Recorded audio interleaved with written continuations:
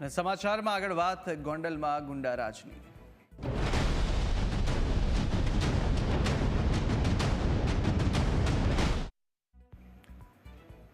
તો રાજકોટના ગોંડલમાં સામાજિક અને રાજકીય ઘમાસાણ ચરમસીમા પર પહોંચી ચૂક્યો છે, જ્યાં ગણેશ જાડેજાની ચેલેન્જ બાદ અલ્પેશ કથિરિયા અને જિગીશા પટેલ કે ગોંડલ પહોંચ્યા હતા અને સાથે વિવાદ પણ થયો, જ્યાં અહીં ગણેશ જાડેજાના સમર્થકોએ કાળા વાવટા સાથે તેમનો વિરોધ કર્યો છે।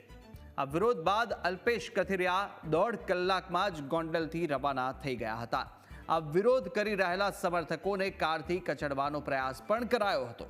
આ ઉપરાંત ગોંડલમાં અફરાતફરીનો માહોલ પણ સર્જાયા બાદ લોકોમાં આક્રોશ છવાયો અને ગણેશ ગોંડલના સમર્થનમાં પ્રજા રસ્તા પર ઉતરી હતી। લોકોએ સૂત્રોચ્ચાર કર્યા હતા કે ગોંડલની શાંતિ બગાડવાનો પ્રયત્ન ન કરો। આ સમગ્ર મુદ્દે જયરાજસિંહે કોંગ્રેસ અને અલ્પેશ કથિરિયા પર આક્ષેપ કર્યા અને કહ્યું કે ગોંડલમાં કોંગ્રેસ પ્રેરિત ષડયંત્ર કરાયું। અલ્પેશ કથિરિયાને જયરાજસિંહે કહ્યું કે અણવર ન બનો, જ્યાં ચૂંટણીઓમાં વરરાજા બનીને આવો, ગોંડલની જનતા તમને બરાબર જવાબ આપશે। તો જયરાજસિંહને જવાબ આપતા જ કથિરિયાએ કહ્યું કે આ ગોંડલ નથી, મિર્જાપુર છે। બીજી તરફ જયરાજસિંહના આક્ષેપ પર કોંગ્રેસે કહ્યું કે આ તો બીજેપીની આંતરિક લડાઈ છે।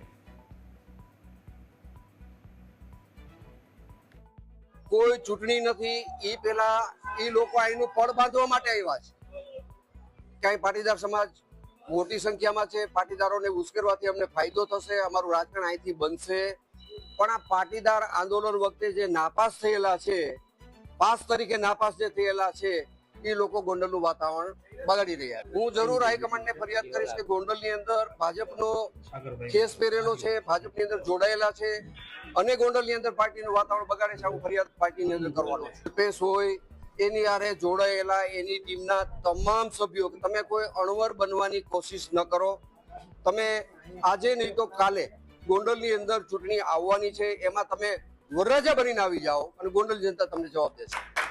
ગોંડલમાં જે પરિસ્થિતિ હતી, આજ લોકોએ મીડિયાના માધ્યમથી જોઈ છે। ગાડીઓને તોડવી, ફોડવી, હુમલો કરવો, નુકસાન કરવું, વ્યક્તિઓને ધમકાવવા, ભાડવાથી માણસો દ્વારા આખું કૃત્ય કરાવવું, આજે સમગ્ર લોકોએ જોયું છે। ગુજરાતના 18 આલમે જોયું છે કે ગુજરાતમાં ગોંડલમાં જે રીતે આ પોતાની પેઢી સમજીને શાસન કરે છે, ખરેખર ગોંડલ મિર્ઝાપુર હોય એ વાત દરેક લોકો। પ્રજાનો આમાં વાંક નથી, કોઈ પ્રજાએ હુમલો નથી કર્યો, એમના જ કહેવાતા ગુંડાઓ અને અસામાજિક તત્વોએ જ હુમલો। આગળના દિવસોમાં લોકો સાથે ચર્ચા કરશું, દરેક સમાજના વ્યક્તિઓને મળીશું, પછી અમે ખોટી જ વાત, ગોંડલને બદનામ કરવાની વાત, ગોંડલ મિર્ઝાપુર છે, ગોંડલની અંદર કોઈ દીકરી દેતું નથી, આ હદ સુધીના નિવેદન મીડિયાના માધ્યમથી આ બધા મિત્રોએ પેલા બેને જિગીશાબેને આપેલા છે કે ગોંડલની અંદર કોઈ દીકરી દેતું નથી।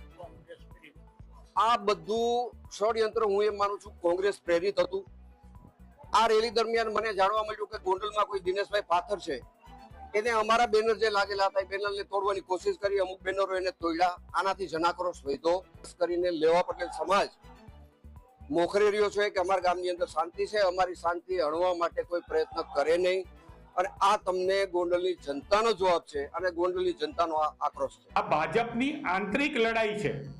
બંને બાજુ ભારતીય જનતા પાર્ટીના જ નેતાઓ જે છે એ પોતાના અસ્તિત્વ માટે લડી રહ્યા છે અને ભોગ બની રહી છે નિર્દોષ જનતા।